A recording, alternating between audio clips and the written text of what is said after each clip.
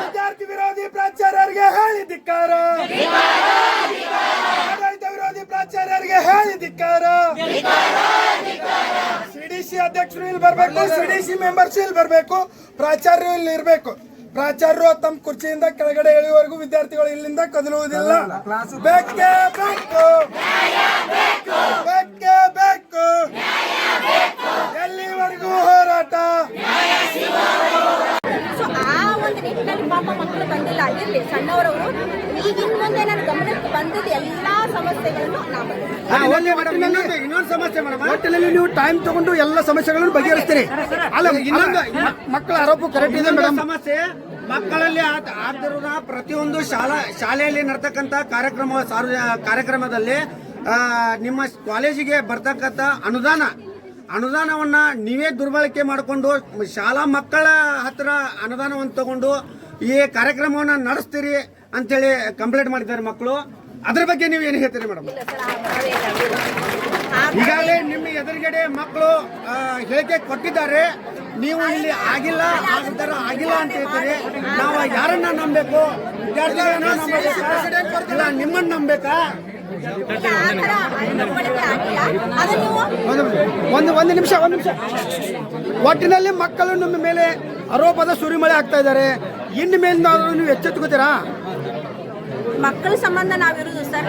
ಮಕ್ಕಳ ಏನು ಕಂಪ್ಲೇಂಟ್ ಆಗ್ಲಾರ್ದಾಗೆ ನಾನು ಮತ್ತೆ ನೋಡ್ಕೋತೀವಿ. ಅಂದ್ರೆ ಈಗ ನೋಡಿ ಮಕ್ಕಳು ಸರ್, ಮಕ್ಕಳ ಸಂಬಂಧ ನಾವಿರುದು. ಆ ಮಕ್ಕಳಿಗೆ ತೊಂದರೆ ಆಗ್ಯದಂದ್ರೆ ಬಗೆಹರಿಸೋದು ನಮ್ಮ ಕರ್ತವ್ಯ. ಅದು ನಮ್ಮ ಕರ್ತವ್ಯ, ನಾವು ಮಾಡ್ತೀವಿ.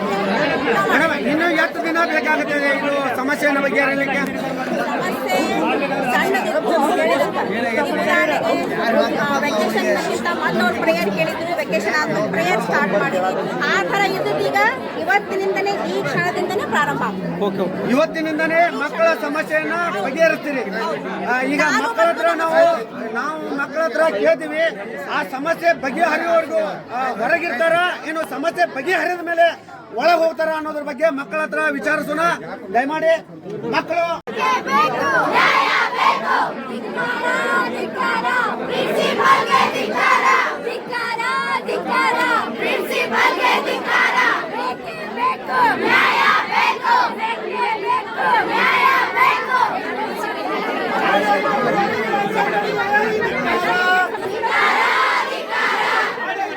ಪ್ರಾಚಾರ್ಯರಿಗೆ ಹೇಳಿ ಧಿಕ್ಕಾರ, ಆಡಳಿತ ವಿರೋಧಿ ಪ್ರಾಚಾರ್ಯರಿಗೆ ಹೇಳಿ ಧಿಕ್ಕಾರ. ಬೇಕೇ ಬೇಕು, ಬೇಕೇ ಬೇಕು, ಎಲ್ಲಿವರೆಗೂ ಹೋರಾಟ,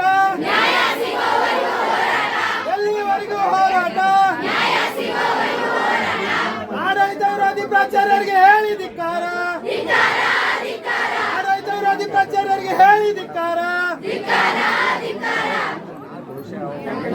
ಅಲ್ರಿ ಕೇಳ್ರಿ ಬರ್ಲಿ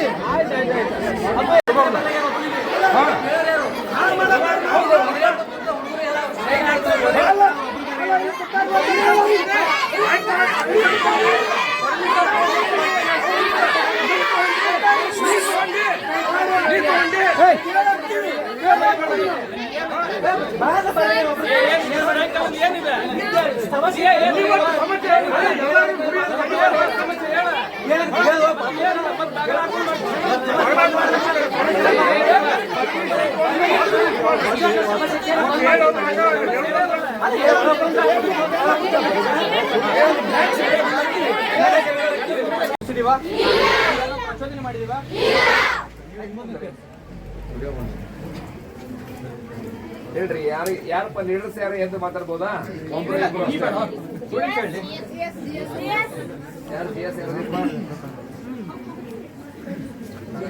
ಕಾಲೇಜಾಗ ಭಾಳ ತೊಂದರೆಗಳು ಸಮಸ್ಯೆ ಹುಡುಗರು ಎಲ್ಲ ಯಾರ ಕಡೆ ಕಂಪ್ಲೇಂಟ್ ಮಾಡಿದ್ರಿ ನೀವು?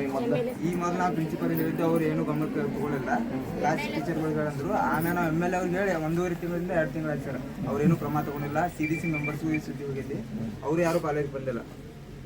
ಹುಡುಗರು ಹಿಂಗೆ ಆಗೋ ಮಟ್ಟ ನಮಗೆ ಏನು ಪರಿಹಾರ ಸಿಗೋ ಮಟ್ಟ ನಾವು ಪ್ರತಿಭಟನೆ ಬಿಟ್ಟು ಹೇಳೋದು ಸರ್. ನೀವು ಪ್ರತಿಭಟನೆ ಮಾಡ್ಬೇಕಂತಂದ್ರೆ ನಾನು ಏನು ಮೈಕ್ನಾಗ ಹೇಳಿನದು ಇಷ್ಟೊತ್ತನ ಪ್ರತಿಭಟನೆ ನಿಮ್ಗೆ ಏನು ಸಮಸ್ಯೆಗಳದಾವ ಅದನ್ನ ಪಟ್ಟಿ ಮಾಡಿಕೊಡ್ರಿ. ಮೇಡಮ್ ಹೇಳಿದಾರ, ಪ್ರಿನ್ಸಿಪಲ್ ಮೇಡಮ್ ಅವ್ರು ತಡ್ರಿ, ಪ್ರಿನ್ಸಿಪಲ್ ಮೇಡಮ್ ಅವರು ಹೇಳಿದಾರೆ ನಿಮ್ಗೆ ಅವನ್ನ ನಾವು ಕಾಲಮಿತಿ ಒಳಗೆ ಇತ್ಯರ್ಥ ಮಾಡ್ಲಿಕ್ಕೆ ಪ್ರಯತ್ನ ಮಾಡ್ತೀವಿ ಅಂತ ಹೇಳಿದಾರ. ಅವ್ರು ಮಾಡಿ ಕೊಡ್ಲಿಲ್ಲ, ಆ ಸಮಸ್ಯೆಗಳ ಆ ಕಾಲಮಿತಿ ಒಳಗೆ ಇತ್ಯರ್ಥ ಆಗ್ಲಿಲ್ಲ, ನಿಮ್ಮ ಸಮಸ್ಯೆಗಳಿಗೆ ಸ್ಪಂದನೆ ಅವ್ರ ಕಡೆಯಿಂದ ಸಿಗ್ಲಿಲ್ಲ ಅಂದ್ರೆ ನೀವು ಅನುಮತಿ ಪಡೆದುಕೊಂಡು ನೀವು ಸ್ಟ್ರೈಕ್ ಮಾಡ್ರಿ, ಯಾರು ಬೇಡ ಅಂದಿಲ್ಲ. ಈ ಅನುಮತಿ ರಹಿತವಾಗಿ ದಯಮಾಡಿ ನೀವೇನ್ ಮಾಡ್ಲಿಕ್ಕತ್ತೀರ, ಇದಕ್ಕೆ ಯಾವುದೇ ರೀತಿಯ ಅನುಮತಿಯನ್ನ ನೀವು ಸಂಬಂಧಪಟ್ಟ ಕಾಲೇಜಿನ ಪ್ರಿನ್ಸಿಪಲ್ರ ಕಡೆಯಿಂದನೂ ತಗೊಂಡಿಲ್ಲ, ಪೊಲೀಸ್ ಇಲಾಖೆಯಿಂದ ತಗೊಂಡಿಲ್ಲ, ತಹಶೀಲ್ದಾರ್ ಸಾಹೇಬ್ರ ಕಡೆಯಿಂದನೂ ತಗೊಂಡಿಲ್ಲ. ಆ ಕಾರಣಕ್ಕೆ ಈ ರೀತಿ ಮಾಡೋದು ಕಾಲೇಜನ್ನು ಬಂದ್ ಮಾಡ್ಕೊಂಡು ಮಾಡುವಂಥದ್ದು ತಪ್ಪಾಗ್ತದ. ದಯಮಾಡಿ ನೀವು ಬೆಳಗಿಂದ ಮಾಡ್ಲಿಕ್ಕತ್ತೀರಿ. ನಾವು ಬೈಲುಂಗಲ ಬಂದಿತ್ತು, ಅಲ್ಲಿ ಬಂದೋಬಸ್ತಿಗೆ ಹೋಗಿದ್ವಿ. ನಮ್ಮ ಸಿಬ್ಬಂದಿ ಜನ ಇಲ್ಲಿ ತಮಗೆ ಕನ್ವಿನ್ಸ್ ಮಾಡ್ಲಿಕ್ಕೆ ನೋಡಿದಾರೆ, ಇಷ್ಟೊತ್ತನ ಮಾಡಿದಾರ. ದಯಮಾಡಿ ಎಲ್ಲರಿಗೂ ನನ್ನ ಸಹೋದರಿ ನೀವೆಲ್ಲರೂ ಕೂತ್ಕೊಂಡ್ರು, ನಿಮ್ಮ ಸಮಸ್ಯೆ ನಮ್ಮ ಸಮಸ್ಯೆ ಇದ್ದಂಗೆನೆ. ನಿಮಗೆ ತೊಂದರೆ ಆದರೆ ನಮಗೂ ತೊಂದರೆ ಆದಂಗೆನ. ನಾವು ಕೂಡ ಸರ್ಕಾರಿ ಶಾಲೆಗಳಲ್ಲಿ ಕಲ್ತು ಬಂದಿದ್ದೀವಿ. ದಯಮಾಡಿ ನಿಮ್ಮ ಏನು ಸಮಸ್ಯೆಗಳದಾವ ಆ ಸಮಸ್ಯೆಗಳ ಪಟ್ಟಿ ಕೊಡ್ರಿ.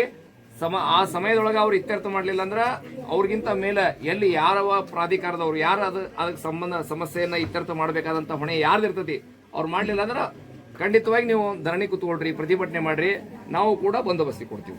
ಹಿಂಗೆ ಏಕೆ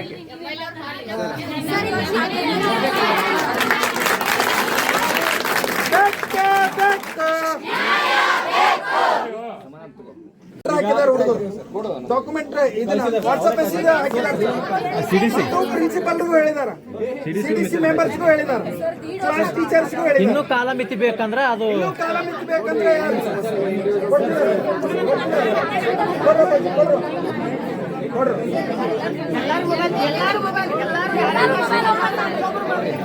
ಈಗ ನೋಡ್ರಿ,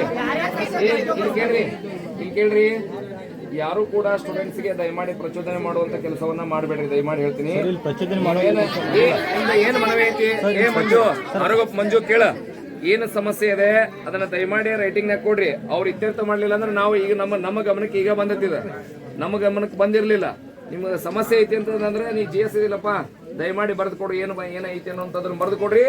ಆ ಸಮಸ್ಯೆಗಳ ಪಟ್ಟಿ ಇಟ್ಕೊಂಡು ಅವ್ರನ್ನ ಚರ್ಚೆ ಮಾಡೋಣ. ಅವ್ರು ಇತ್ಯರ್ಥ ಮಾಡ್ಲಿಲ್ಲ ಅಂದ್ರೆ ನೀವು ಧರಣಿ ಮಾಡುವಂತ್ರಿ. ಈ ತರ ಮಾಡುವಂಥದ್ದು ಸರಿ ಇರುವುದಿಲ್ಲ.